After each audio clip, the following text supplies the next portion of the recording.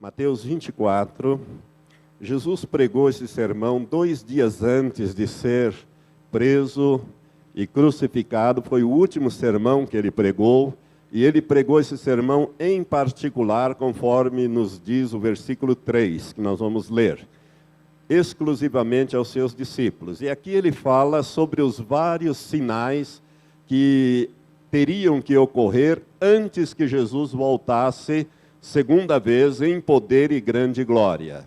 Então, eu gostaria que você prestasse atenção numa coisa. O título desta mensagem é Sinais da iminente volta de Jesus. Então, veja bem, é da volta de Jesus, não é sinais do iminente arrebatamento. Irmãos, na verdade, só existem 2 sinais para o arrebatamento. São os 2 últimos sinais que eu vou abordar dos 14, que eu vou abordar e vou terminar esse estudo. São os 2 últimos. Para o arrebatamento são os 2 últimos. Só os 2 últimos, o 13 e o 14. Não é? Mas para a segunda vinda de Cristo, são vários sinais. Então, quando Jesus voltar, ele voltará com a igreja. Vamos ler a palavra. Ora, Jesus, tendo saído do templo, ia se retirando, quando se aproximaram dele os seus discípulos, para lhe mostrarem os edifícios do templo. Mas ele lhes disse: não vedes tudo isto? Em verdade vos digo que não se deixará aqui pedra sobre pedra que não seja derribada. E estando ele sentado no monte das oliveiras, chegaram-se a ele os seus discípulos em particular, dizendo: declara-nos quando serão estas coisas, e que sinal haverá da tua vinda e do fim do mundo. Veja, eles falaram com Jesus em particular. Respondeu-lhes Jesus: acautelai-vos, que ninguém vos engane. Porque muitos virão em meu nome, dizendo: eu sou o Cristo, e a muitos enganarão. E ouvireis falar de guerras e rumores de guerra. Olhai, não vos perturbeis, porque forçoso é que assim aconteça, mas ainda não é o fim. Porquanto se levantará nação contra nação e reino contra reino, e haverá fomes e terremotos em vários lugares, não em todos os lugares, mas em vários lugares.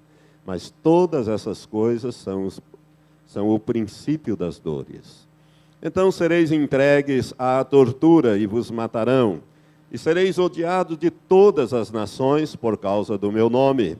Neste tempo muitos hão de se escandalizar, e trair-se uns aos outros, e mutuamente se odiarão.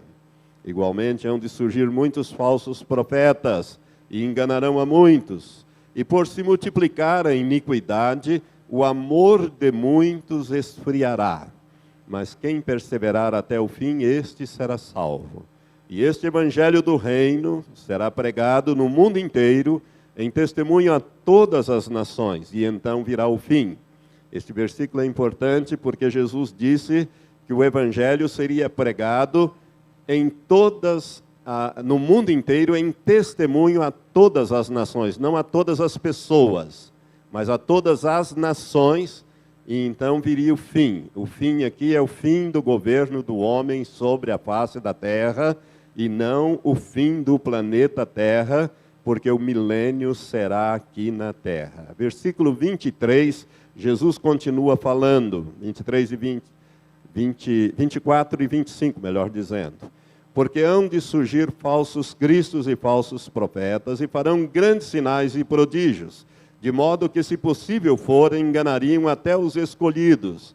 Eis que de antemão vô-lo tenho dito. Irmãos, quando Jesus disse aqui que, se possível for, enganaria os escolhidos, é porque é possível enganar. Se não fosse, ele não teria dito. E ele está dizendo: olha, eu estou prevenindo de antemão. Cuidado com os falsos profetas e os falsos cristos, porque eles vão fazer sinais, prodígios, maravilhas, que vão até enganar os escolhidos. Quando ele faz essa afirmação, ele está falando da grande tribulação. Agora vamos ao versículo 32 em diante. Aprendei, pois, da figueira sua parábola: quando já o seu ramo se torna tenro e brota as folhas, sabeis que está próximo o verão. Igualmente, quando virdes todas estas coisas, que coisas Jesus está se referindo? Os sinais que ele menciona antes. Quando virdes todas essas coisas, ou todos esses sinais, sabei que ele está próximo, mesmo às portas. Em verdade vos digo que não passará esta geração sem que todas essas coisas se cumpram. Passará o céu e a terra, mas as minhas palavras jamais passarão. Daquele dia e hora, porém, ninguém sabe, nem os anjos do céu, nem o Filho, senão só o Pai. Pois como foi nos dias de Noé, assim também será a vinda do Filho do Homem. Porquanto, assim como nos dias anteriores ao dilúvio, comiam, bebiam, casavam e davam-se em casamento até o dia em que Noé entrou na arca e não o perceberam, até que veio o dilúvio e os levou a todos. Assim será também a vinda do Filho do Homem. Então, estando dois homens no campo, será levado um e deixado o outro. Estando duas mulheres trabalhando no moinho, será levada uma e deixada a outra. Aqui são duas cenas diurnas. O evangelista Lucas registra essas cenas e acrescenta uma outra noturna. Quando ele diz, estarão dois numa cama dormindo, um será levado e o outro será deixado. Porque num lado da terra, num lugar será noite, no outro lugar será dia. Quando Jesus vir, ele virá no mesmo fuso horário para todos, ou seja, ele virá na mesma hora. Aqui será, por exemplo, agora, quase 8 horas da noite, no Japão será quase 8 horas da manhã, mas será no mesmo instante para todos os lugares. Versículo 42. Vigiai, pois, porque não sabeis em que dia vem o vosso Senhor. Ele está falando do arrebatamento. Sabei, porém, isto, se o dono da casa soubesse a que vigília da noite havia de vir o ladrão, vigiaria e não deixaria minar a sua casa. Por isso ficai também vós apercebidos, porque numa hora em que não penseis virá o Filho do Homem. Até esse versículo. Vamos orar. Pai, nós te agradecemos por essa revelação preciosa da Tua Palavra. Ó Deus, abre os nossos ouvidos espirituais, nossos olhos espirituais, para que possamos ver e ouvir, ó Deus, aquilo que ordinariamente não se vê nem se ouve, ó Deus, e nem se entende com a mente nem com o coração. Ó Deus, abre agora, Senhor, o entendimento do Teu povo, para que possam compreender como está perto, Senhor, a vinda de nosso Senhor Jesus Cristo. Prepara a Tua igreja, Senhor, prepara esses que me ouvirão aqui neste momento, nesta noite, e que ouvirão também através destas gravações, para que ninguém desses, Pai, fiquem para trás e passe pela grande tribulação, mas que todos possam alcançar aquele momento glorioso do arrebatamento da igreja. Maranata é a nossa oração. Ora vem, Senhor Jesus. Em nome de Jesus nós oramos. Amém. Amém. Gostaria que você prestasse muita atenção. O sexto sinal fala sobre pestes. Jesus não menciona aqui, mas Apocalipse capítulo 6 fala sobre as pestes. É o quarto cavalo, o cavalo amarelo. E é interessante que este cavalo, ele é cavalgado pela morte. O cavalo amarelo é cavalgado pela morte e o inferno vem atrás recolhendo. A morte vem à frente matando e o inferno recolhendo. E o inferno segue. Se você olhar para Apocalipse capítulo 6, você vai ver essa descrição. E é interessante que você vai ver que essas pestes, elas têm uma mortandade muito grande ali na Ásia, no grande continente asiático. Irmãos, pestes falam de doenças, de confusões de toda ordem. Nós podemos começar com a AIDS. A AIDS que está assolando o mundo já há mais de 20 anos e milhões de pessoas estão contaminadas. Crianças, só em termos de crianças, deverão morrer cerca de 10 milhões de crianças contaminadas com AIDS nos próximos anos. O que falar também da dengue? E a dengue está aqui, né? No nosso quintal ou no quintal do nosso vizinho. Nós temos que tomar cuidado com este bichinho chamado Aedes aegypti. A cólera, que passou aqui no Brasil há algum tempo atrás, matou muitas pessoas, continua matando principalmente na África e na Ásia, e febre amarela. Tudo isso aqui faz parte de pestes. Mas, como eu disse, tem sido assolado principalmente a Ásia e a África. A gripe espanhola de 1918, irmãos, no término da Primeira Guerra Mundial, foi uma das piores catástrofes que o mundo já presenciou. E foi através do vírus H1N1. É o mesmo vírus da gripe do porco. Essa gripe que nós temos aí, H1N1. Só que houve uma variação nesse vírus. Então, na segunda e terceira leva, quando assolou a segunda e terceira leva, é que houve essa mortandade. Então, morreram de 40 a 50 milhões de pessoas, em 1918, atingidos pela gripe, a chamada gripe espanhola. Eu quero dizer para você que nós não devemos ter medo dessas coisas. Por quê? Porque temos vacina? Não, as vacinas nem sempre funcionam. Aliás, há uma dificuldade muito grande com essa vacina, não é? Porque os americanos, em 1967, andaram tomando essa vacina e, ao invés de ser um benefício, foi um malefício. Por isso que o governo está com grande dificuldade de vacinar as pessoas lá, os europeus também. E nós estamos, vamos dizer assim, no verão, logo chegará o inverno e nós vamos ter que tomar essa vacina da gripe suína. Agora, deixa-me explicar uma coisa. Por que nós, cristãos, não devemos ter medo? Por quê?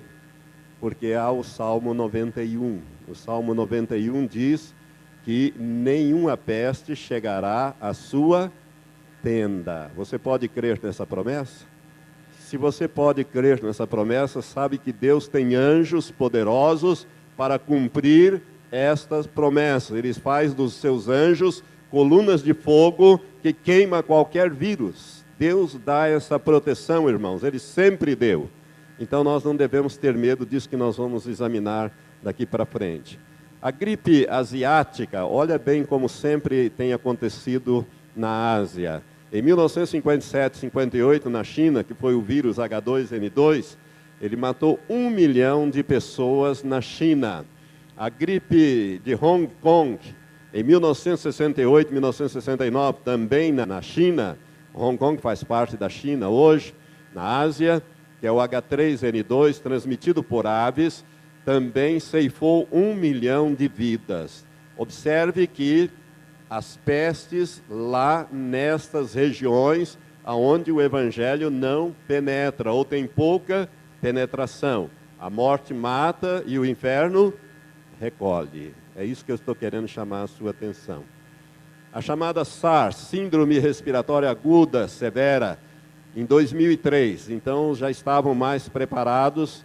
E em 2003 nós tivemos também na Ásia 8 mil casos, cerca de 8 mil casos registrados e quase 800 pessoas mortas.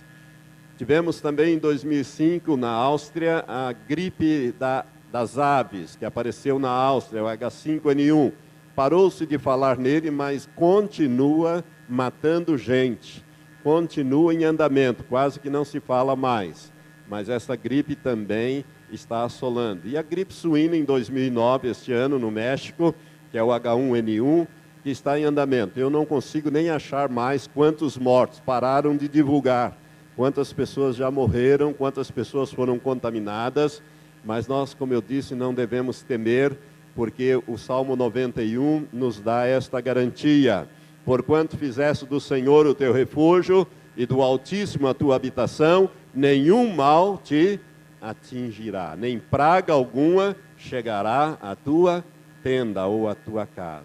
É promessa de Deus e nós devemos confiar.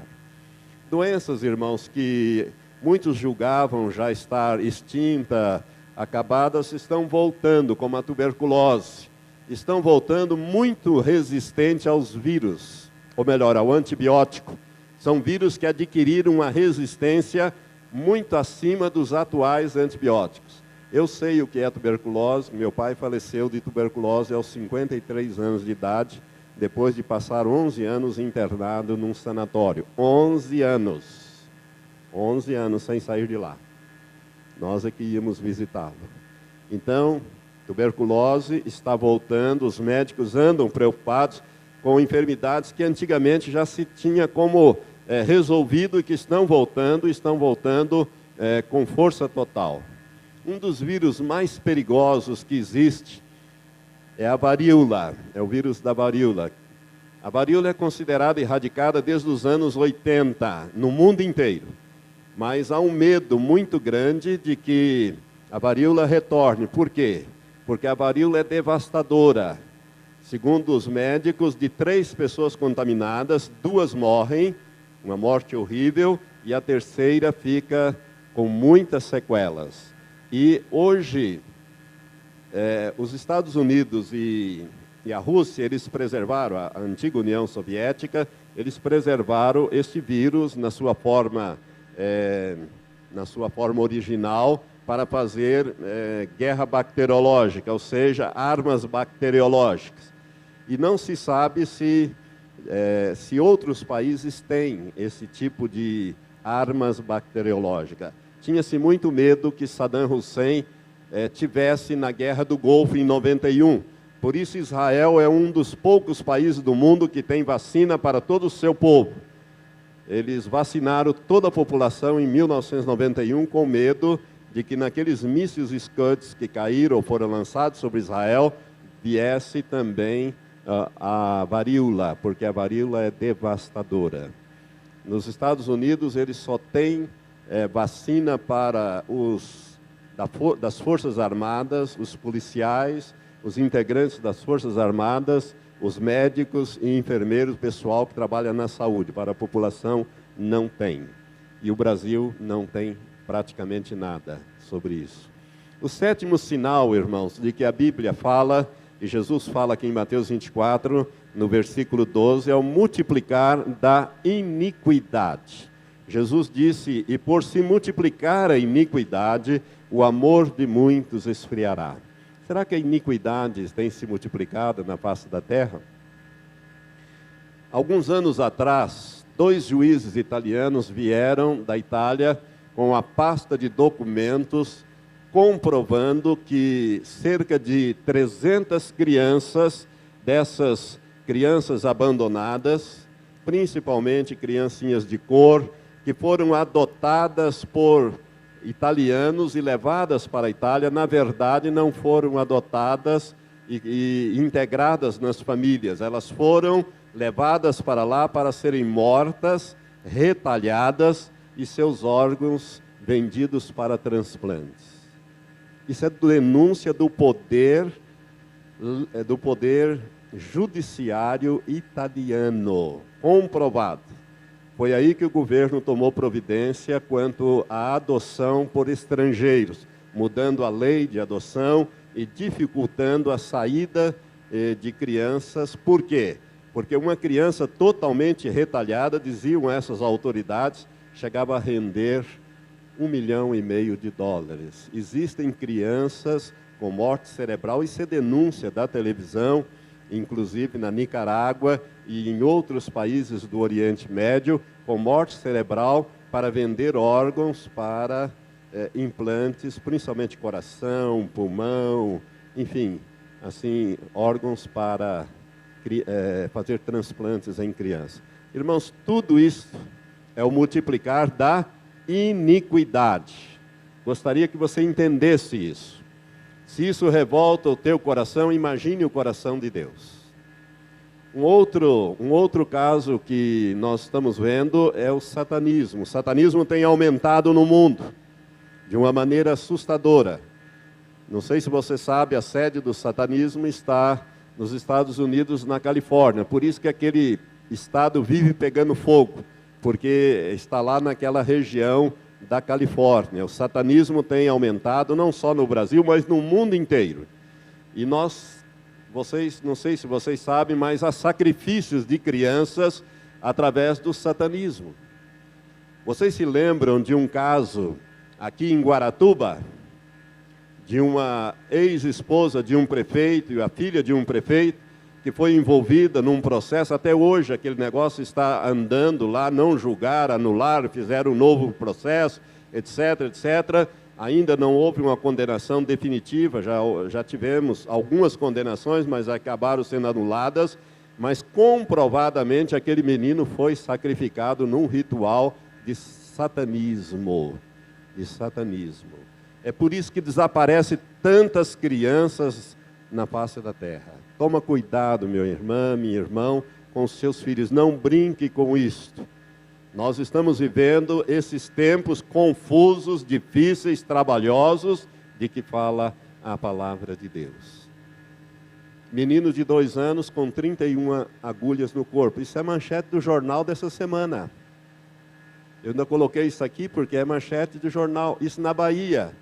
E como é que foram introduzindo aquilo lá? Aquele padrasto para vingar-se da sua antiga Amásia. Nele, então, que arrumou uma outra amante, arrumou uma mãe de santo e em rituais de magia negra introduzia aquilo na criança de 2 anos, 2 anos e pouco. E agora descobriram um outro no Maranhão que tem 6 ou 7 agulhas também no corpo. Irmãos, isso tudo é um multiplicar da iniquidade. São crianças de 2 anos. Você pode imaginar uma coisa dessa? Algumas dessas agulhas desse da Bahia estavam no coração, no pulmão. Os médicos tiveram que fazer aquelas cirurgias arriscadas, graças a Deus, está dando tudo certo. Mas isso tudo é o multiplicar da iniquidade. Jesus disse que quando ele estivesse para voltar, a iniquidade não iria se somar, ela se multiplicaria geometricamente. Pais matando filhos e filhos matando pais. São notícias de jornais. Lembra daquela menina de 5 anos, Isabela Cardone, que foi atirada lá pela madrasta e pelo pai, pela janela do apartamento, estão presos, vão ser julgados agora no começo deste ano, já comprovadamente. Foi a madrasta que esganou a criança e o pai que jogou pela janela. Vai ser julgado agora no começo do ano. Pais matando filhos, e não é um único caso, não, está cheio de casos assim. E filhos matando pais. Lembra daquela Richthofen, que mandou matar os pais por causa da herança? Né? Contratou lá o amante dela e o irmão do amante dela para matar, e inclusive quer sair da cadeia agora, porque já cumpriu um sexto da pena e etc. Né? As nossas leis são brandas, são frouxas. Eu me lembro do meu professor de Direito Penal, e eu sou formado há mais de 30 anos, em que ele dizia que o Código Penal, que é de 1940, é a carta magna dos criminosos. Já naquela época se fazia esse tipo de crítica, e até hoje isso não mudou. O Congresso não toma conhecimento disso, o governo não muda, e as leis são para levar as pessoas à impunidade. Por isso, a violência tem aumentado desta maneira. Pais matando filhos, filhos matando os pais. Se você ler no capítulo 10, olha para o capítulo 10 de Mateus. Jesus fala disso em capítulo 10, versículo 21. Capítulo 10, versículo 21, diz assim o Senhor Jesus: um irmão entregará à morte seu irmão e um pai a seu filho, e os filhos se levantarão contra os pais e os matarão. É o que nós estamos vendo, irmãos, nos dias que correm. Então nós estamos vendo essas coisas acontecerem. Isto é o multiplicar da iniquidade. Homicídio sem nenhuma razão. Você vê de vez em quando notícias na televisão, aqueles assaltantes assaltando os trocadores nos ônibus, dá tudo, ou então no caixa do posto, entrega todo o dinheiro e o bandido ainda dá um tiro na pessoa e mata a pessoa depois de ter entregue tudo. Sem nenhuma razão. A vida humana parece que perdeu o valor, não há mais um referencial. Isso tudo está ligado a drogas. E a palavra drogas no original, no grego, é feitiçaria. Por isso é que vem as drogarias. Drogaria está ligada a feitiçaria. Irmãos, a droga é uma desgraça no mundo. Há 30, 40, 50 anos para cá, esse negócio ganhou uma proporção que nós estamos hoje vivendo uma situação de desespero. E o que dizer das chacinas por causa de drogas? Às vezes um menino se envolve com traficantes, não paga, eles vão lá, matam, e quem estiver na casa morre também. Isso a gente está acostumado a ver por aí. É um perigo ter alguém que é envolvido em drogas na sua casa, porque é um risco que você corre de ser assassinado. E o que falar dos abortos? Não sei se você sabe, mas no Brasil, se pratica, estatisticamente falando, 1 milhão de abortos por ano. Assassinato de 1 milhão de crianças. Nos Estados Unidos, 5 milhões por ano. E agora, com a entrada do Barack Obama, ele liberou o aborto em todo o país e colocou verbas para financiar as mulheres que querem praticar o aborto. Então, dos 5 milhões, deve dobrar ou triplicar este ano de 2009, quando ele assumiu em janeiro para cá. Isso tudo, irmãos, é o multiplicar da iniquidade. Se isso revolta o coração das pessoas de bem, imagine o coração de Deus. Deus está para trazer juízo sobre a face da terra, não tenha dúvida sobre isso. Mas a Bíblia fala também, não Jesus, mas a Bíblia em Daniel 12, versículo 4, de um outro multiplicar, o multiplicar da ciência. Em 12:4, Daniel, capítulo 12, versículo 4, se você quiser ler, eu vou falar de cor. A Bíblia diz assim, que nos últimos dias, os homens correriam de um lugar para o outro e a ciência se multiplicaria. Irmãos, o multiplicar da ciência é uma coisa espantosa. Isaac Newton, que é considerado o primeiro dos grandes cientistas dos tempos modernos, o pai dos cientistas modernos, um dos homens mais inteligentes que já passaram na Terra, Newton e Einstein e Goethe são os três considerados talvez mais inteligentes homens que já pisaram aqui. Newton, ele meditando em Daniel 12:14, porque ele era um homem muito crente, um homem que conhecia a palavra de Deus, meditava na palavra de Deus, gostava muito do estudo bíblico, principalmente das profecias. Ele deixou escrito o seguinte, que nos últimos dias a ciência ia se multiplicar tanto, mais tanto, mais tanto, que o homem ia ser capaz de viajar a espantosa velocidade de 80 km por hora. Né? Ele deixou isso escrito. Se você está rindo é porque você viaja mais de 80 por aí, né? E com esse carrão aí dá para ir até 180 nessa coisa aí. Não se deve fazer isso, porque é 110 o máximo. Mas Newton deixou isso escrito. Voltaire, mais tarde, comentando, Voltaire era um ateu, um homem cético, com grande inteligência também, francês, Voltaire, ele comentando esse escrito de Newton, ele dizia, eis o que a leitura das Escrituras fez a grande mente de Newton, dizia Voltaire, porque todos nós sabemos que se um dia o homem viajar a 80 km por hora, ele vai ficar sufocado. Nós podemos rir de Voltaire, como também de Newton. Por quê? Porque o homem não viaja a 80 km por hora. Ele dá uma volta em torno da Terra, no ônibus espacial, a cada 88 minutos. Isso é o multiplicar da ciência, irmãos. 88 minutos ele dá uma volta completa em torno da Terra. E naqueles ônibus espaciais que sobe, que desce, que sobe, que desce, que sobe, que desce, e que agora vão até substituir, porque já está obsoleta essa tecnologia. 88 minutos. Deixa eu te fazer uma pergunta. O seu avô, o seu bisavô, como é que ele viajava? No lombo do cavalo. O meu também. Há 100 anos atrás era assim. 100, 120 anos atrás era assim. Olha como a ciência se multiplicou nesses últimos décadas, ou podemos dizer nesse último século. Quando inventaram o computador é uma invenção muito nova, o primeiro computador era por válvulas, né? Então tinha que ter 100 metros quadrados de válvulas, e vivia dando problema que queimavam as válvulas, tinha que trocar, aí parava as computações, etc. Hoje um microchip você coloca na ponta de um dedo e ele opera milhões de cálculos por minutos.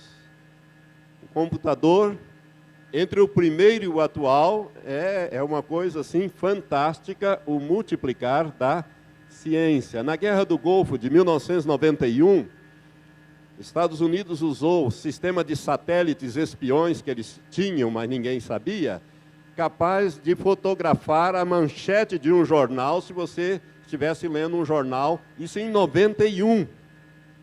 Em 91. Hoje está liberado, inclusive naquele programa Google, você pode localizar a sua casa através de satélite. Eu já localizei o prédio aqui, a igreja aqui, através do... Está liberado, porque ficou obsoleto aquilo.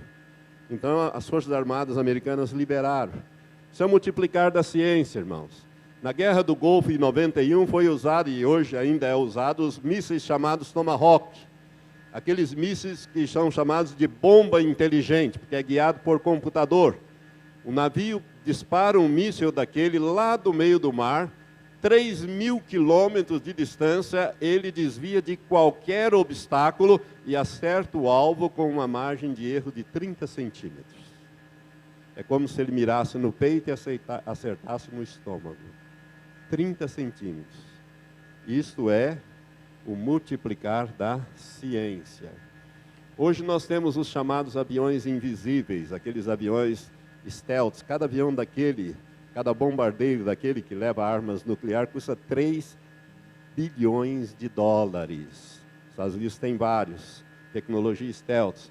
Agora os russos inventaram, há um ano e pouco atrás, não, em 2008, eles criaram os mísseis invisíveis, tornando todo o sistema de defesa do mundo obsoleto. A Rússia ainda esta semana testou mísseis intercontinentais. Às vezes a gente vê isso na televisão e nem presta atenção no que está se falando. Esta semana a Rússia testou mísseis intercontinentais que podem ser usados através desses mísseis invisíveis. E já repassou para o Irã, que quer varrer Israel do mapa. Nós estamos chegando num beco sem saída. Em 1969, portanto, há mais de 40 anos atrás, o homem foi e voltou 8 vezes à Lua. Isso há 40 anos atrás. Hoje nós temos sondas pesquisando o solo de Marte. Vocês já viram na televisão? As fotografias descobriram que Marte tinha água, ou pelo menos tem água, etc, etc. Quem vê, principalmente os programas do National Geographic e Discovery, você vai ver esse tipo de pesquisa e que eles mostram ali. Outras sondas estão fotografando e coletando dados de planetas e do Sol, inclusive. E nós temos fotos fantásticas tiradas pelo telescópio Hubble, né, sobre o universo. Esse telescópio já está ficando obsoleto. E daqui em 2014 eles vão lançar um novo telescópio e aposentar o Hubble. Irmãos, eu estava ouvindo uma ministração de um cientista cristão evangélico, o nome dele é Adalto Bezerra. Ele é pesquisador da NASA, é brasileiro, cristão, muito crente.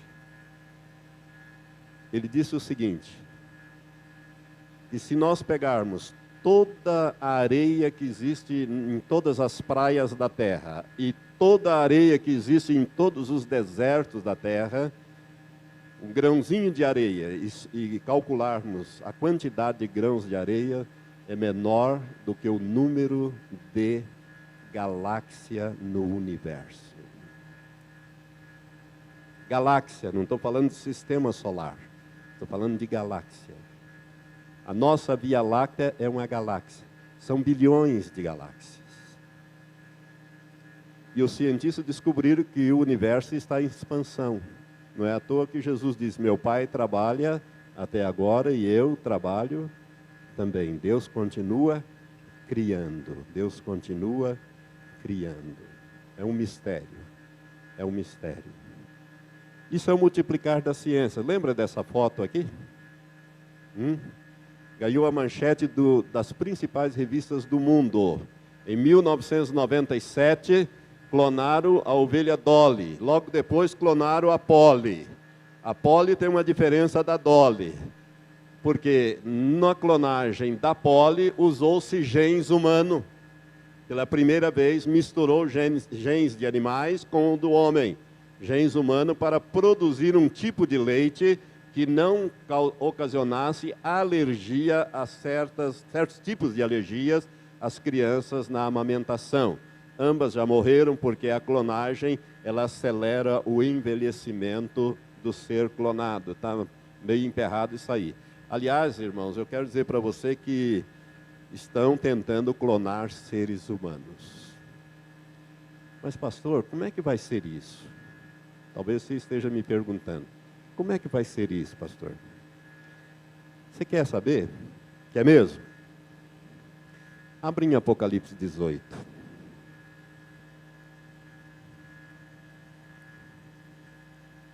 No capítulo 18 é descrita a queda da Babilônia e as lamentações sobre a terra. Então é o comércio mundial. A Babilônia aqui tem um sentido espiritual.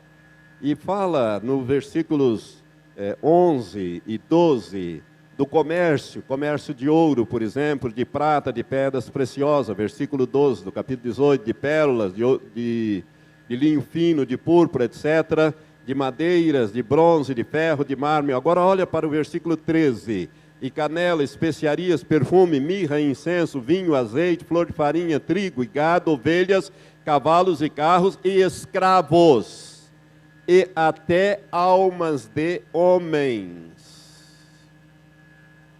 Vão comercializar até almas de homens.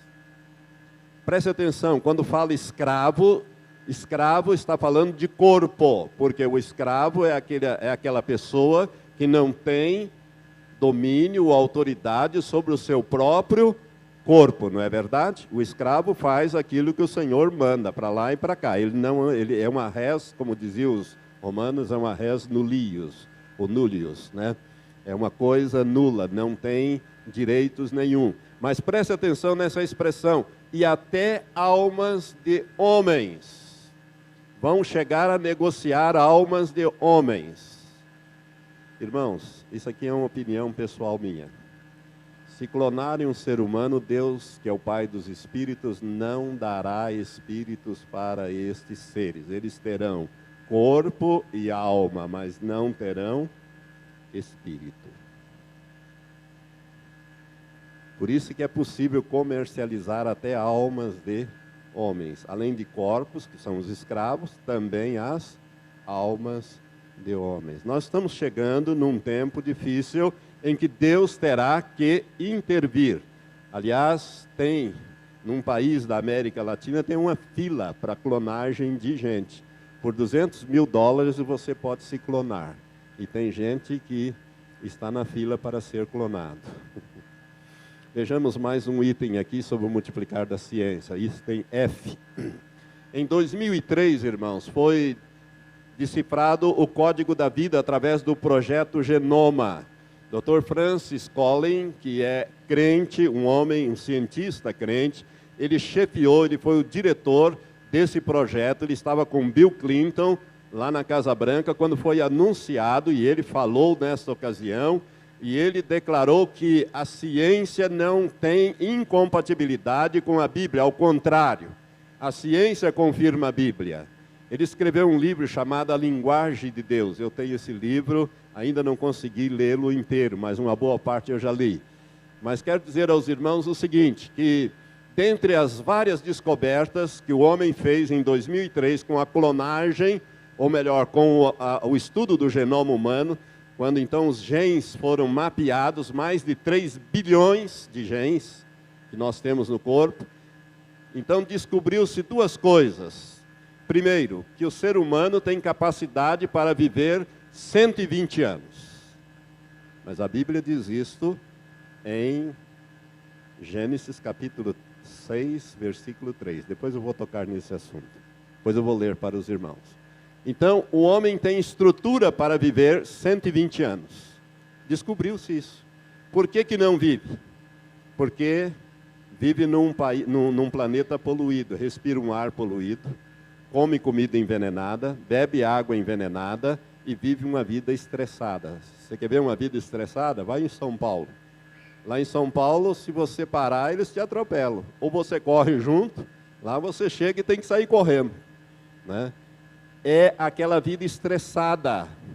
Então morre antes do tempo.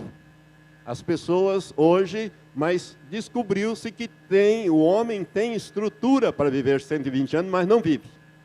Por causa desses fatores que eu estou falando, fatores externos. E a Bíblia diz que a duração da vida do homem seria, Deus fala lá a Noé, que seria 120 anos. A segunda coisa que eles descobriram, com o estudo do código da vida, ou do genoma humano, é que todos os seres humanos que já existiram e existem, vieram de um único casal. A Bíblia diz isso em Gênesis, quando Deus criou Adão e Eva. Está lá no Gênesis. Agora em 2003 eles descobriram isso. Em 2003. Aleluia. Você pode dar um glória a Deus? Aleluia. Irmãos, também o multiplicar das ciências em relação a pesquisas com células-tronco. O que nós estamos pesquisando? A ciência tem avançado muito. Hoje, então, as células-tronco são capazes, por exemplo, de produzir um coração novo, produzir um rim novo, um fígado novo, esses órgãos vitais ou qualquer, ela tem essa capacidade, dente, ossos. Nós estamos aí num limiar de um progresso extraordinário nesse multiplicar da ciência. Mas lembre-se, tudo que o homem faz tem dois aspectos, o bem e o mal. Tudo que o homem cria serve para o bem e serve para o mal. Por exemplo, o raio laser serve para você usar na medicina e fazer desobstruir ali os cálculos renais, mas serve também para a arma, para dar precisão à arma. Tudo que o homem cria tem o duplo aspecto do bem e do mal. Amém? Ainda queremos dizer sobre o multiplicar da ciência, que todo o conhecimento científico ele se renova, irmãos, entre 3 a 5 anos. Eu estou falando de conhecimento científico. Ele se renova entre 3 a 5 anos. Aquilo que nós estudamos já lá atrás, no ginásio, no colégio, em matéria de ciência, já está superado. Em algumas áreas, em menos tempo, como é o caso da informática, se renova a cada 6 meses. Por exemplo, esse computador aqui já está totalmente superado, no tempo. Já tem coisa nova e muito mais nova aí. Vamos abrir a nossa Bíblia em Lucas capítulo 17. Estamos em Mateus. Que o nono sinal, são 14, eu tenho que andar um pouquinho mais rápido. O nono sinal de que Jesus fala em Lucas capítulo 17 é sobre os dias de Noé. E ele fala também do sinal seguinte, que é os dias de Ló. No capítulo 17, versículo 26 em diante, nós lemos assim, até o versículo 30. Jesus falando no sermão profético. Esse mesmo sermão agora na narrativa do evangelista Lucas. Lucas 17, 26. Como aconteceu nos dias de Noé, assim também será nos dias do Filho do Homem. Filho do Homem é no dia que Jesus estaria para retornar. Comiam, bebiam, casavam e davam-se em casamento até o dia em que Noé entrou na arca e veio o dilúvio e os destruiu a todos. Como também, da mesma forma, aconteceu nos dias de Ló. Comiam, bebiam, compravam, vendiam, plantavam e edificavam, mas no dia em que Ló saiu de Sodoma, choveu do céu fogo e enxofre e os destruiu a todos. E Jesus conclui, assim será no dia em que o Filho do Homem se há de manifestar. Será que nós estamos vivendo os dias de Noé? O que caracteriza os dias de Noé? Se você ler em Gênesis, eu não vou ter tempo para ler, capítulo 6, versículo de 11 a 13, você vai ver que o que caracteriza os dias de Noé, principalmente o aumento da violência, também da zombaria e da incredulidade, mas principalmente da violência. Irmãos, quem é mais velho sabe que 30, 40, 50 anos atrás, a gente podia sair na rua despreocupado, Eu me lembro quando eu era menino, ali em Londrina, todas as casas tinham, era casa de madeira, tinham aquelas áreas que a gente sentava, os pais sentavam, a criançada brincava na rua, não tinha problema nenhum. Hoje, o que acontece? As pessoas têm medo de sair de casa, os carros são blindados. Quem pode, blinda. Quem não pode, corre o risco. As casas são todas gradeadas, porque aumentou a violência de uma tal maneira, o que a gente vê nos noticiários é de causar arrepios. Isso, irmãos, não é só no Brasil, no Rio de Janeiro, é em toda a terra. É em toda a terra. É o cavalo vermelho do livro de Apocalipse, capítulo 6, quando a Bíblia diz que a paz é tirada da terra. Nós estamos vivendo o tempo do cavalo vermelho, que significa derramamento de sangue, guerras e violência. A paz foi tirada da terra. Há paz na terra em algum lugar? Não. Às vezes naqueles países mais adiantados, como a Suíça, a Áustria. O que aconteceu esses dias na Áustria lá? Descobriram um pai que trancafiou a filha e teve uma porção de filhos com a filha, né? E depois disso descobriram outro na Alemanha. Essas desgraças todas em todos os lugares. Não há paz. Há violência em toda a terra.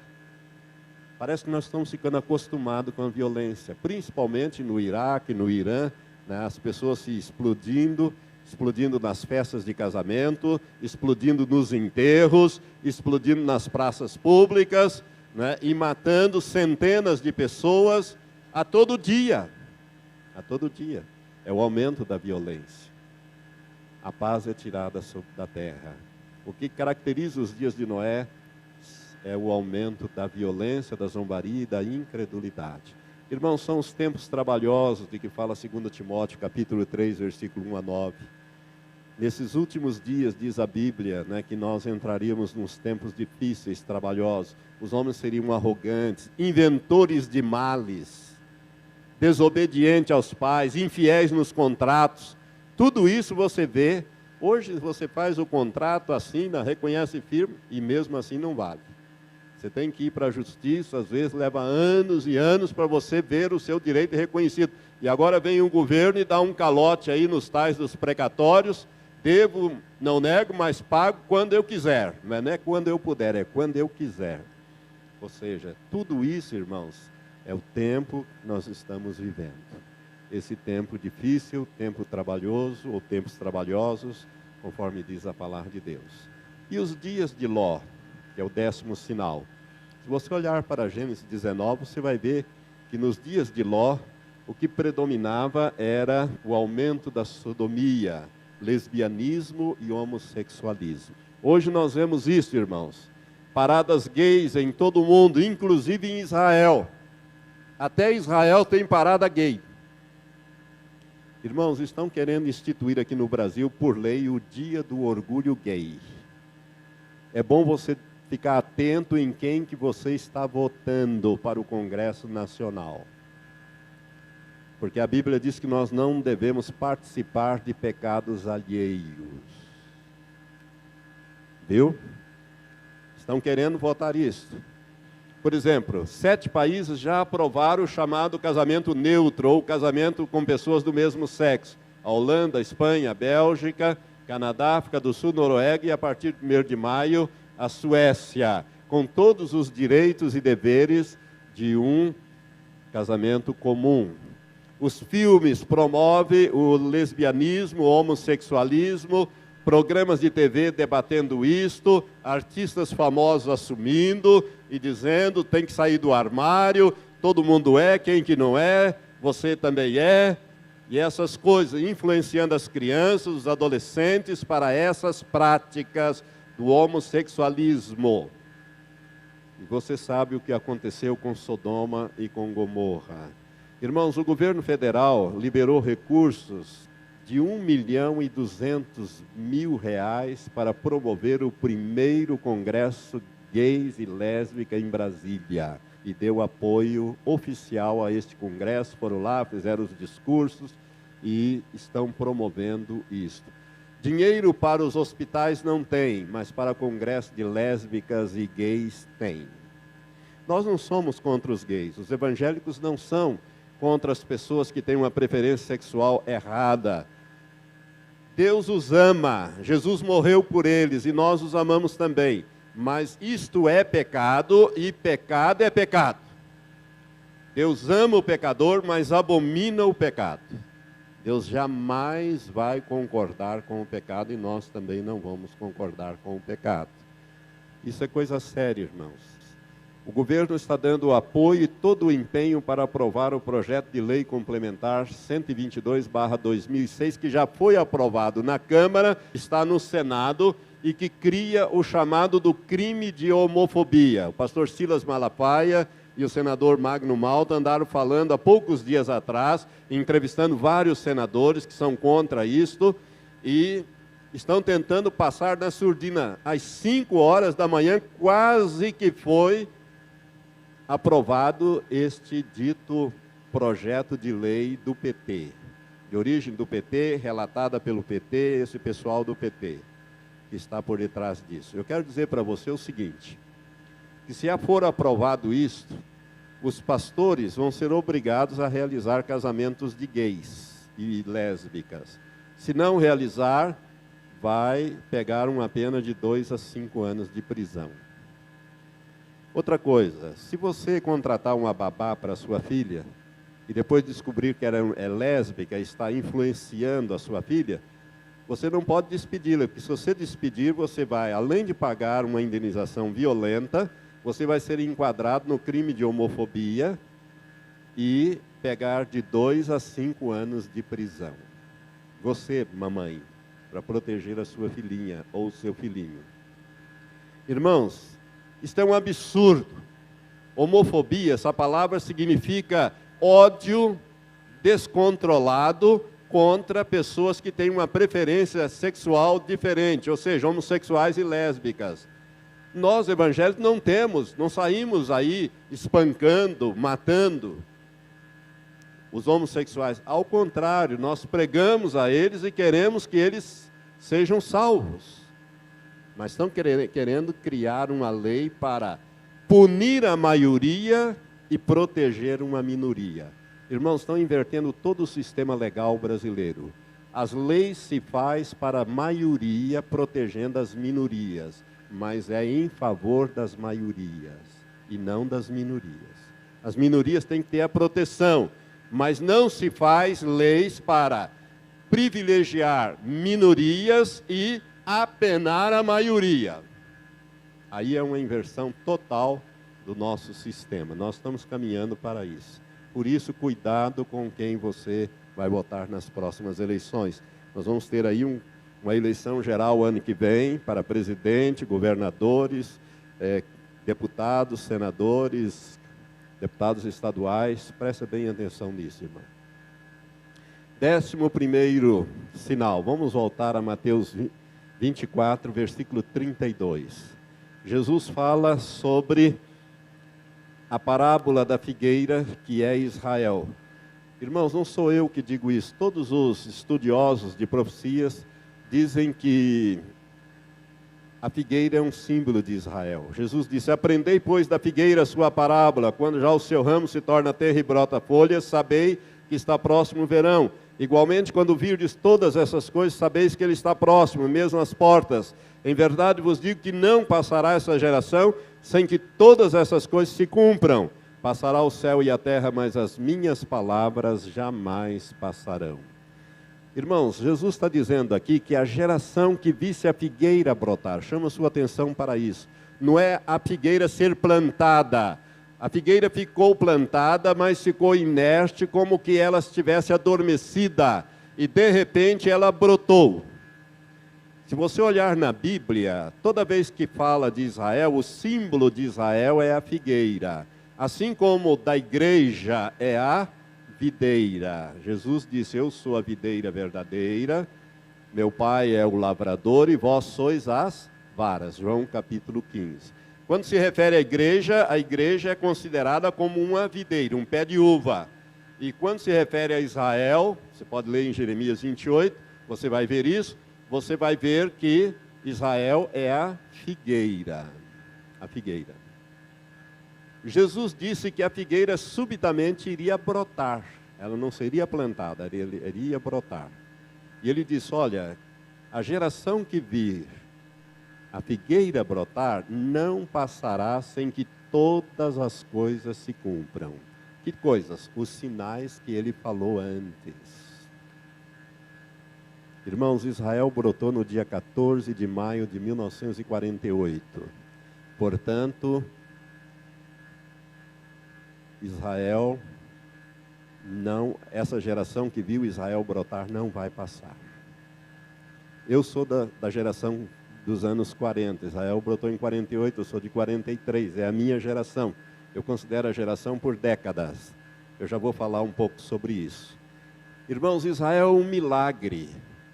É o único país, ou melhor, o único povo que viveu no exílio 1878 anos, sem ter um território, sem ter um governo, sem ter uma bandeira, e sobreviveu. O Brasil não tem nem, tem 508 anos de descoberto, 300 de colonizado, não é? Nós somos bebê perto de Israel. Israel viveu 1878 anos, exilado, espalhado pelo mundo, apenas a língua e a religião os mantinham unidos. E de repente brotou em 1948, e desde então ele vem lançando folhas, ou seja, cada guerra que eles fazem com os árabes, eles ampliam os seus territórios, se fortalece. Israel hoje é a potência do Oriente Médio. Tem cerca de entre 200 a 300 bombas nucleares armazenadas e não tem medo de usar. É diferente dos americanos, de russos e de outros. Israel é um povo diferente, irmão, um povo aguerrido.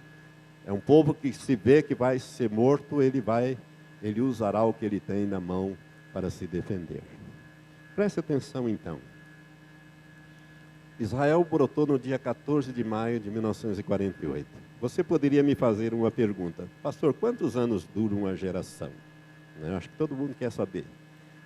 Vamos lá. Alguns dizem que dura 40 anos, outros 60, outros 70, outros 120. 40 anos. Se nós pegarmos 40 e acrescermos 1948 mais 40, Jesus voltou em 88? Não. Jesus está reinando na terra desde 88? Não. Vamos dizer 60. Se você pegar 1948 mais 60, vai dar 2008. Jesus voltou em 2008 com a igreja em poder e grande glória? Não. 70. Bom, 70 já dá, porque ainda não deu. 120 também já dá. Mas então, quanto tempo dura uma geração? Um cientista alemão cristão, ele pegou todas as gerações mencionadas na Bíblia, por exemplo, Adão, que viveu 930 anos, Matusalém viveu 969, enfim, ele foi pegando todas as gerações, né? Abraão 176, Isaac 180, Moisés, Jacó 147, Moisés 120, ele fez uma média e achou 53 anos. Se nós somarmos 1948 mais 53 anos, iríamos para o ano 2001. Jesus não voltou em 2001. Então não serve essa média também. Então quantos anos, pastor? Na minha opinião, isso aqui, irmãos, é meu entendimento. Eu quero dizer que o meu entendimento é tão bom quanto o teu. Ou tão ruim quanto o teu. Tá bom? Ele é tão bom ou tão ruim quanto o teu. O meu entendimento é 70 anos. Por quê? Eu tenho que explicar. Agora vamos voltar lá em Gênesis 6. Quando Deus fala a Noé, em Gênesis capítulo 6, quando Deus resolve destruir a vida sobre a terra com o dilúvio, ele diz no versículo 3, então disse o Senhor, ele está falando com Noé, o meu espírito não permanecerá para sempre no homem, porquanto ele é carne, mas os seus dias serão 120 anos. E se você olhar a razão por que Deus destruiu, você vai ver no versículo 11, ele disse, a terra, porém, estava corrompida diante de Deus e cheia de violência. E viu Deus a terra e eis que estava corrompida.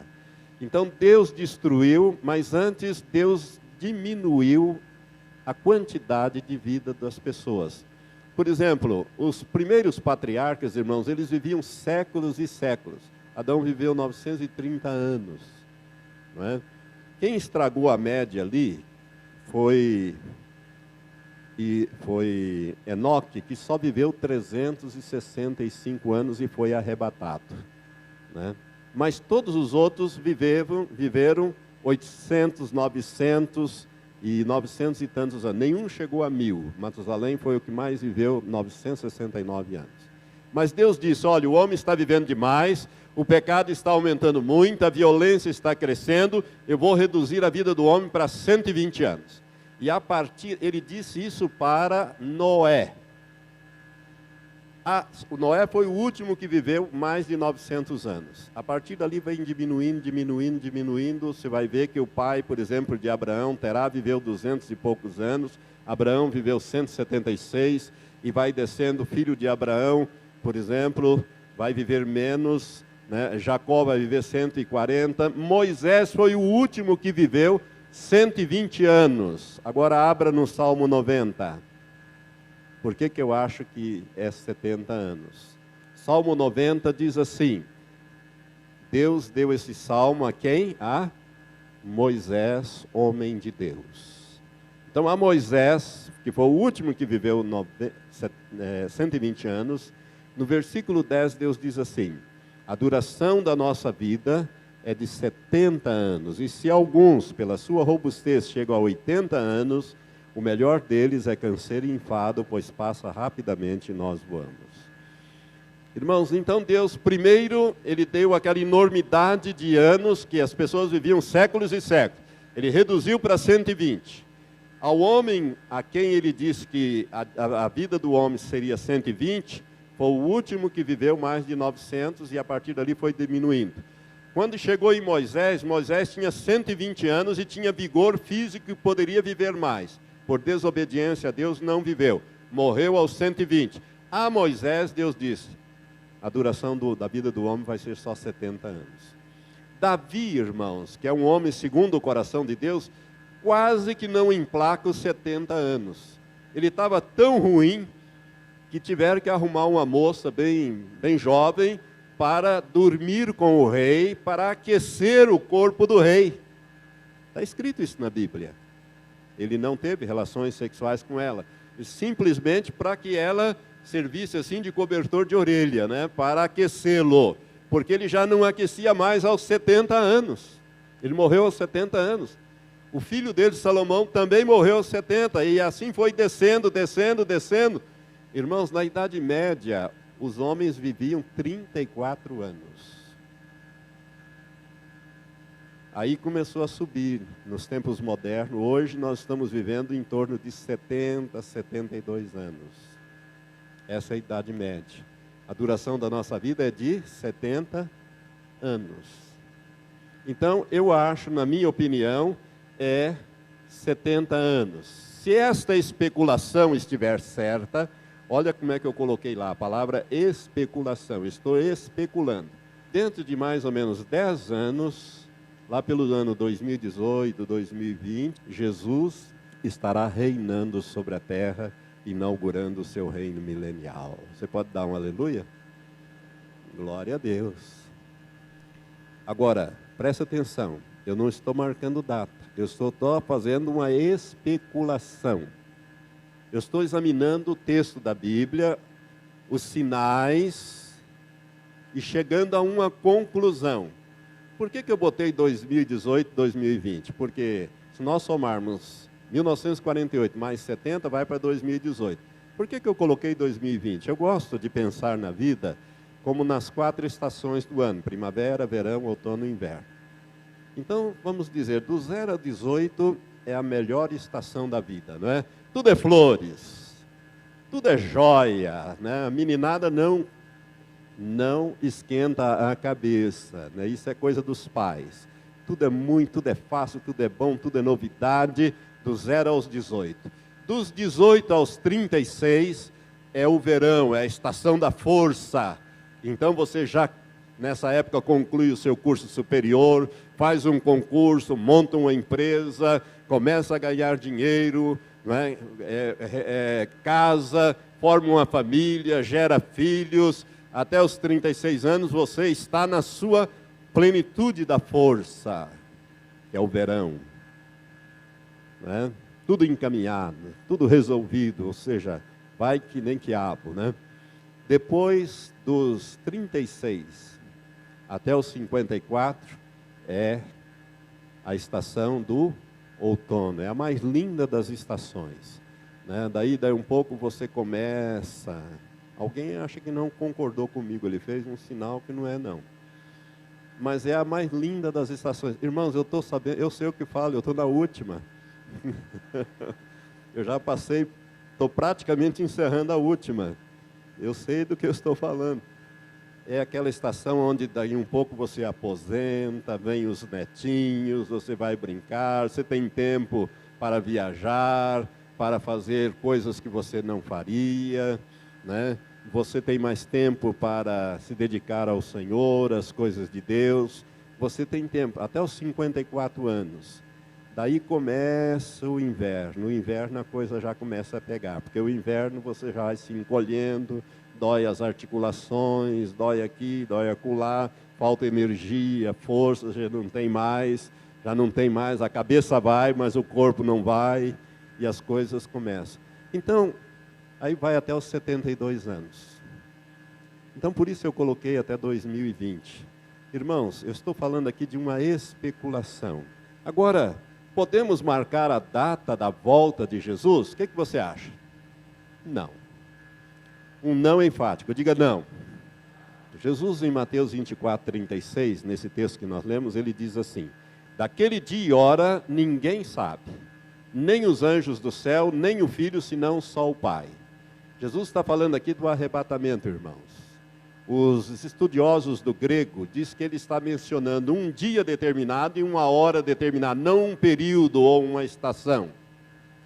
Quando Jesus estava em carne, ou seja, humano, ele havia se esvaziado dos seus atributos divinos de onisciência, onipotência e onipresença. Ele realizou tudo na unção e na direção do Espírito Santo. É por isso que ele diz que aquele que crê nele fará as mesmas obras que ele fez, porque ele iria para o Pai. E ele fez na unção e direção do Espírito Santo. Jesus nunca, quando ele estava num lugar, ele não estava no outro.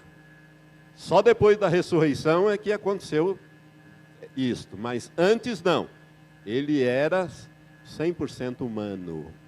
A diferença entre nós e Jesus é que Jesus foi gerado pelo Espírito Santo em Maria.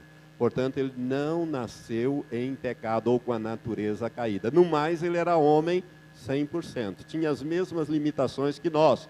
Teve fome, teve sede, não andou mais do que 120 quilômetros, partindo de Jerusalém em qualquer direção. Jesus nunca foi mais do que 120 quilômetros, porque tinha que andar a pé ou no lombo do jumento, naquela época. Então, Jesus tinha suas limitações. Agora, preste atenção nisso. Daquele dia e hora, ele disse, ninguém sabe. E ele não sabia, nem os anjos do céu, só o Pai. Entretanto, depois da sua ressurreição, quando ele readquiriu seus atributos divinos de onisciência, onipotência e onipresença, lá em Atos capítulo 1, versículo 7, se não me engano, é feita a pergunta novamente. Os discípulos perguntam, Senhor, é nesse tempo que o Senhor restaura o reino de Israel? Jesus desconversou e disse, a vós não vos compete saber as épocas e as estações que o Pai estabeleceu, mas recebereis poder ao vir sobre vós o Espírito Santo. Ali Jesus já sabia. Então, irmãos, Jesus está falando aqui da data do arrebatamento. Nós não sabemos. Por isso nós também não podemos marcar a data. Você está entendendo? É muito importante isso. Agora, assim como Jesus disse que daquele dia e daquela hora ninguém sabia, em Mateus capítulo 16, versículo 3, Jesus afirma essa palavra. Ao cair da tarde dizeis, haverá bom tempo, porque o céu está rubro. E pela manhã, hoje haverá tempestade, porque o céu está de um vermelho sombrio. Ora, sabeis discernir o aspecto do céu, ou o cariz do céu, e não podeis discernir os sinais dos tempos? O que Jesus está dizendo aqui, irmãos? Que discernir os sinais dos tempos é conosco. Nós temos que saber como é que andam as coisas. Por isso é que ele deixou os sinais, para nós podermos discernir o tempo que nós estamos vivendo. A primeira ministração escatológica que eu fiz é Israel, o relógio de Deus. Ou seja, Israel marca o tempo profético de Deus. Nós sempre temos que olhar para Israel para saber como é que andam as profecias, o cumprimento das profecias. Ora, a figueira brotou em 1948 e Jesus disse, olha, quando a figueira brotar, essa geração que vir a figueira brotar não passa sem que tudo se cumpra. Pode passar o céu, pode passar a terra, mas as minhas palavras jamais passarão. Irmão, se essa minha especulação estiver certa, ou seja, Israel é a figueira, e a geração que visse a figueira brotar não passa, o que significa isso? Né? E que uma geração dura 70 anos? Então, significa que até 2018, 2020, por aí, Jesus já estará governando sobre a terra. Mas antes dele governar sobre a terra, ele virá buscar a igreja. Ele arrebatará a igreja, levará a igreja, depois voltará em poder e grande glória com a igreja, com os anjos, travará a batalha do Armagedon, que é outro estudo que eu vou dar, e estabelecerá o reino milenial aqui na terra. E nós iremos governar a terra. Eu não sei quem vai governar o Moarama, o Brasil, enfim, mas um dos santos do Senhor vai governar, com toda certeza, em nome dele. Amém? Isso é muito importante. Então, a parábola da figueira é muito importante. Ainda alguns detalhes sobre Israel. Jerusalém, irmãos, é o centro do conflito árabe-israelense. E ela está se tornando, como diz Zacarias capítulo 12, uma pedra pesada para todas as nações. Israel anexou por lei Jerusalém e as colinas de Golã ao seu território e proclamou Jerusalém a capital eterna do Estado de Israel. Preste atenção, todos querem Jerusalém. Os judeus a têm por sua capital eterna. Os palestinos a querem a parte velha da cidade que Israel conquistou da Jordânia na Guerra dos 6 Dias, em 1967, para que seja a capital do futuro Estado palestino a ser criado. E o Papa quer internacionalizar a cidade de Jerusalém com o apoio de vários países. Jerusalém está se tornando uma pedra pesada para todas as nações. Veja essa notícia do jornal O Estadão, do dia 21 de maio deste ano. Preste atenção, vou ler rapidamente para você. Premier israelense diz que Jerusalém nunca será dividida. O primeiro-ministro de Israel, Benjamin Netanyahu, insistiu nesta quinta-feira, dia 21, que toda Jerusalém sempre continuará sob a soberania de Israel. Ele se pronunciou durante uma cerimônia que celebrou os 42 anos desde que Israel conquistou o leste de Jerusalém, na Guerra dos 6 Dias, em 1967. Isso porque o calendário judaico é diferente do nosso calendário. Ele não se referiu ao pedido dos palestinos para declarar a área como capital do Estado que almejam estabelecer. Abre aspas.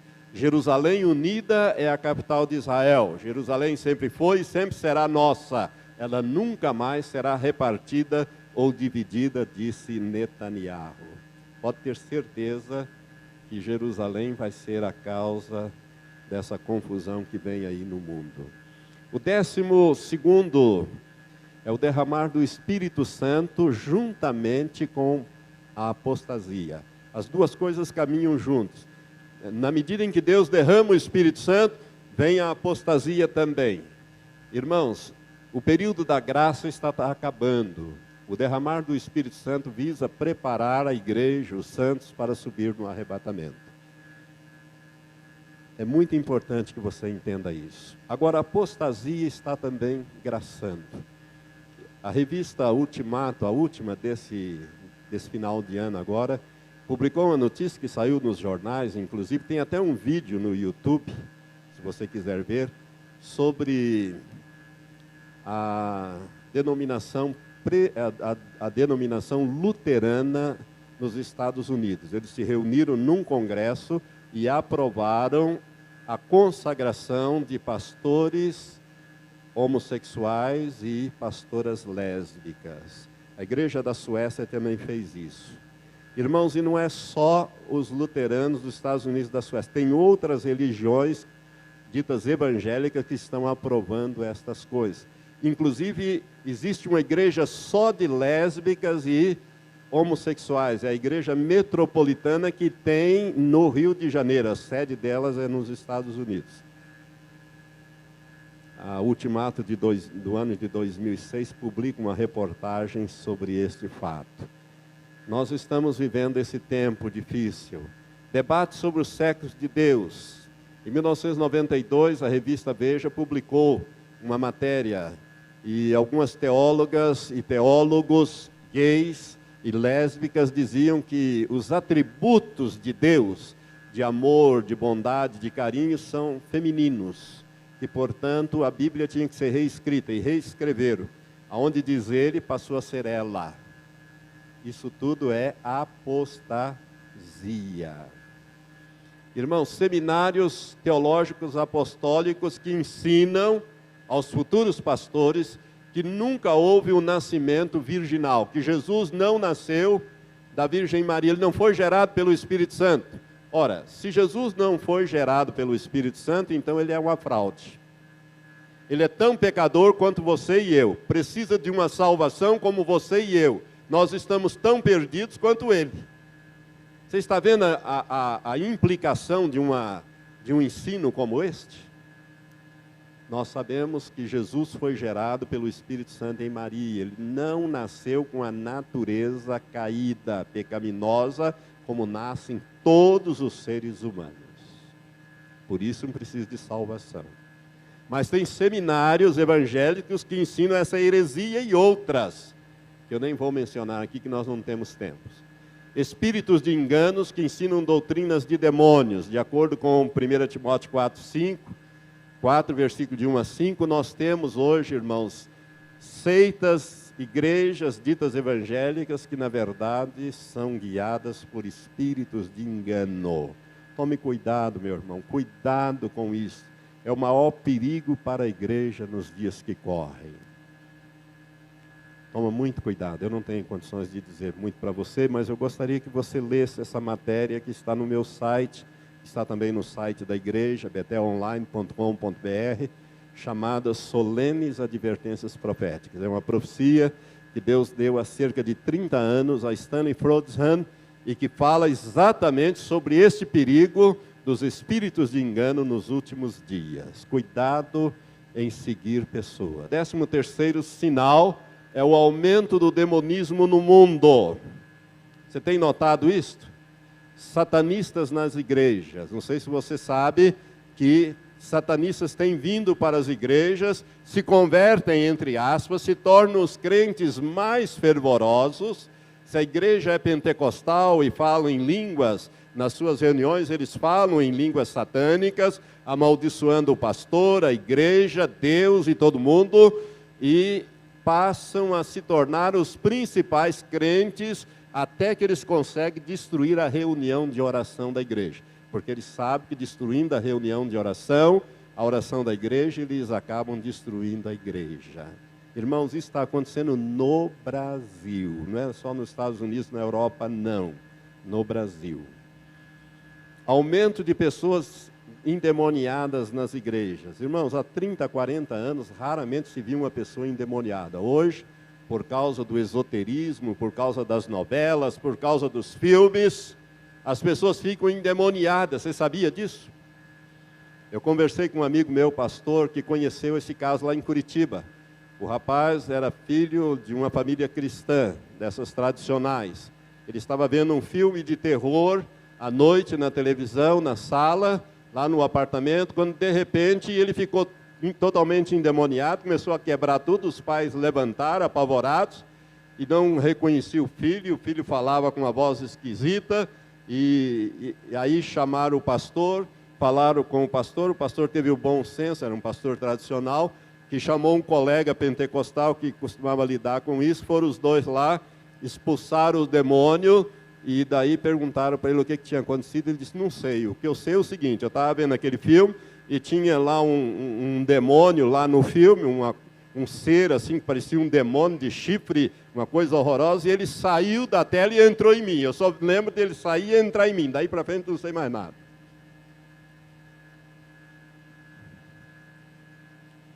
Isso já aconteceu 2 vezes, que eu tenho conhecimento 2 vezes.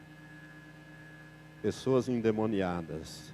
Irmãos, sobre combustão espontânea, você já ouviu falar sobre isso? Pessoas que pegam fogo de dentro para fora. desde o século XVII que isso vem aumentando. E nesse século XX e XXI agora isso está pegando, vamos dizer assim, ganhando proporções gigantescas. No final do século XX, em Curitiba, isso é notícia de jornal, eu tenho um recorte do jornal. Uma menina de 13 anos começou a ouvir vozes de um tal de negão dizendo: eu vou te matar, eu vou te matar, eu vou te matar, vou acabar com você. E uma manhã ela foi com o priminho, a criança da irmã dela, o sobrinho da irmã dela, no mercado, fazer uma compra. E quando ela voltou, ela chegou e jogou a compra fora e entregou o filho para a irmã e disse: pega porque eu estou pegando fogo. E a irmã viu ela incendiar-se de dentro para fora, na presença dela. As queimaduras foram tão violentas que ela morreu. Ela foi para o hospital, mas morreu alguns dias depois. Eu quero chamar o pastor Matias aqui, para o pastor Matias dar um testemunho de algo que ele viu de combustão espontânea, de pessoas que frequentaram essa igreja aqui, que nós tentamos ajudar, mas não foi possível, porque não queria assumir um compromisso sério com Jesus Cristo, que é o único que liberta. Paz do Senhor, irmãos. Sugeri ao pastor Voltanir dar esse testemunho, porque falando desses temas, né, a gente só acha que acontece lá fora, aqui não. Neste mesmo ano que houve essa combustão dessa pessoa em Curitiba, nós estávamos lidando com um bruxo aqui na igreja, com quem nós lutamos para a sua libertação durante uns 6 ou 7 meses. E naqueles dias, quando houve aquele em Curitiba, ele se agitou muito por aqui, e fui visitar ele numa manhã. Nós arrumamos um lugar, um estabelecimento para ele morar aqui na cidade. Ele não tinha família, ele tinha pactos violentíssimos com Lúcifer, feito lá nas Cordilheiras dos Andes. Por um período de 7 anos ele não comia comida, só se mantinha com uma pílula. E foi nesse período que nós o conhecemos. E visitando ele numa manhã, 10h30 da manhã, quando cheguei no quarto onde ele estava, ele falou: você está vendo? Ele está sentado aí. Aí quando eu falei: vamos orar aqui. Quando eu comecei a orar com ele, ele começou a pegar fogo de dentro para fora. E no peito dele, ele estava sem camisa, ele estava só com um short. E no seu peito tinha de 7 a 10 chamas de fogo, da altura de um fogo de uma vela, que começou a queimar e fritava o peito dele, aquele barulho de fritura, aquele cheiro de carne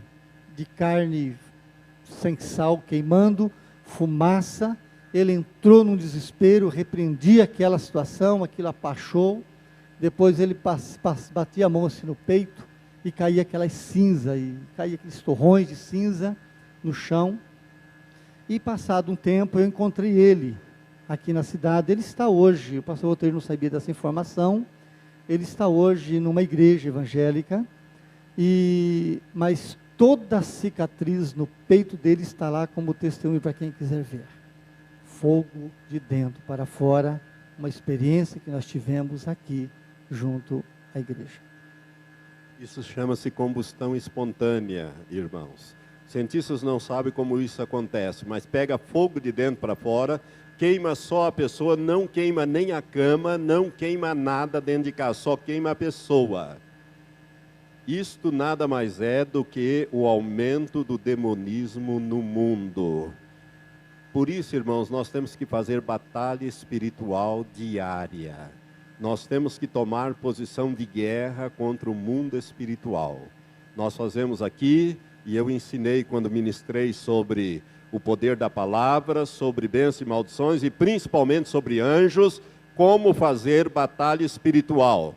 Irmãos, não brinque, porque os demônios sabem que pouco tempo lhe resta. Satanás sabe que o tempo dele está acabando, e ele está aumentando a pressão sobre todo o mundo na terra, principalmente sobre a igreja. E mais do que nunca nós temos que fazer a batalha espiritual. E agora nós vamos falar do último sinal, que é a revelação do anticristo. Gostaria que você ficasse em pé agora.